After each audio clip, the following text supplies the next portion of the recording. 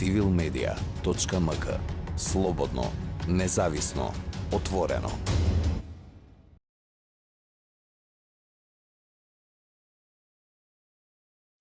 Здраво, Дијана.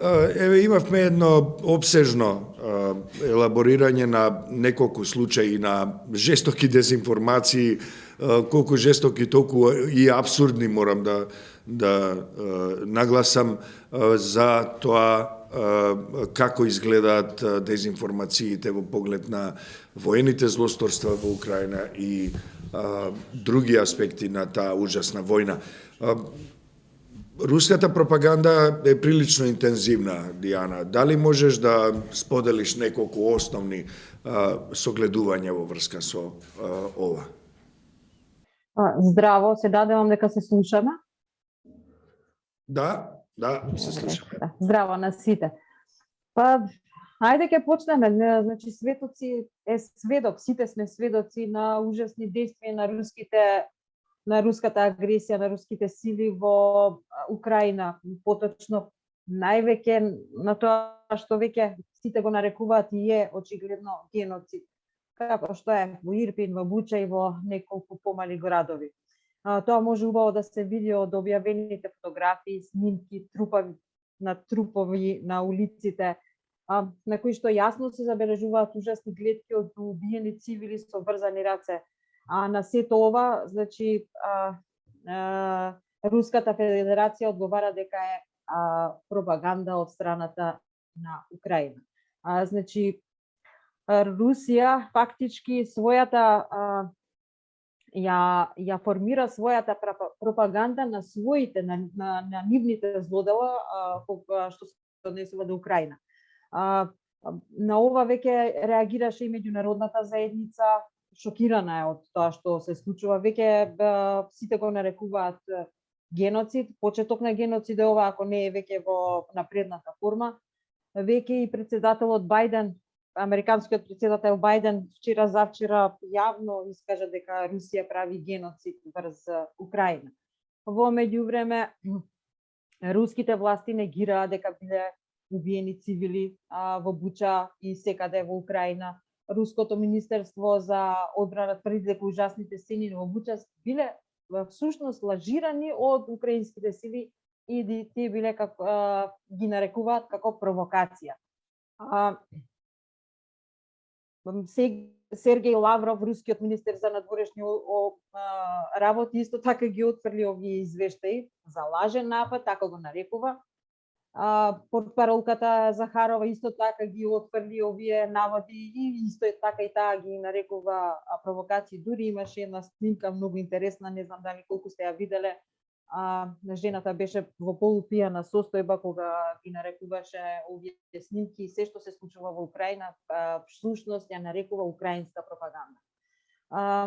Сепак, според светските медиуми и аналитичари, руските војници кои што се обвинети за масакрирање на невооружени цивили во Буча и на други места во Украина, веројатно никогаш и нема да бидат извадени пред лицето на правдата. А покрај ужасните слики на илјадниците руски војници убиени на војното поле, сепак една нова анкета на светско ниво покажува дека рейтингот на Путин се зголемил на 83% од почетокот на инвазијата. И додека илјадници уапсени за протестирање против војната во Украина во руските градови во текот на минатиот месец, сведоци сме на тоа, толку колку што можевме да видиме, многу руси целосно се подпираат на државните новински организации во земјата за да се информираат, бидејќи, како што знаеме, таму информацијата е сепак цензурирана. Тие медиуми ја прекажуваат само верзијата на Кремљ, значи за она што Путин го нарекува специјална воена операција, а ниту еден руски медиум речиси и не е слободен да ја објави вистината за она што на вистина се случува во Украина. Во Украина, значи, Роскомнадзор е главниот цензорски апарат, така ќе го наречам, е на руската влада. Русија, значи медиумите на Русија во извештајот на Репортери без граници во 2021 година се најде на 150-то место од 180 на листата. Се најде како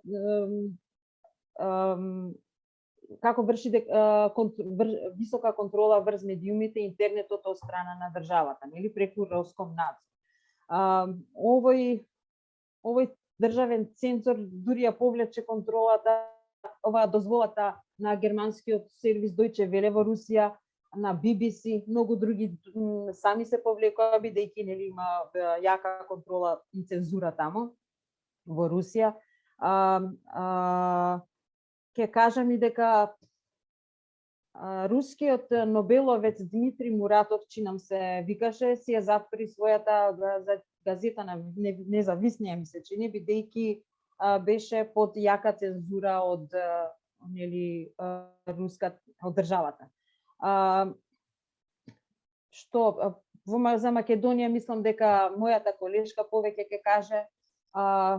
Исто така во Русија се изгласи и закон, колку што знам, за закон за секој што ќе објавува условно речено дезинформации, како што тие ги нарекуваат, во однос на војната во Украина, и се закануваат со 10 до 15 години доколку некој медиум таму ќе изврши, ќе известува на тој начин. Јас сметам дека оценувањето како геноцид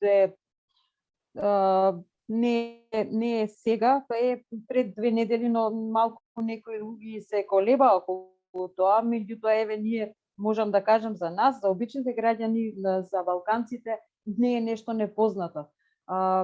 Геноцидот не се препознава со тоа што кога има многу жртви, туку геноцидот некако почнува, и ние сме сведоци за тоа во балканските војни што се водеа. Нашите генерации ги познаваат убаво овие прилики, и мислам дека е добро не е добро, меѓутоа е упатно така и да се оценува и веќе да се квалификува како такво.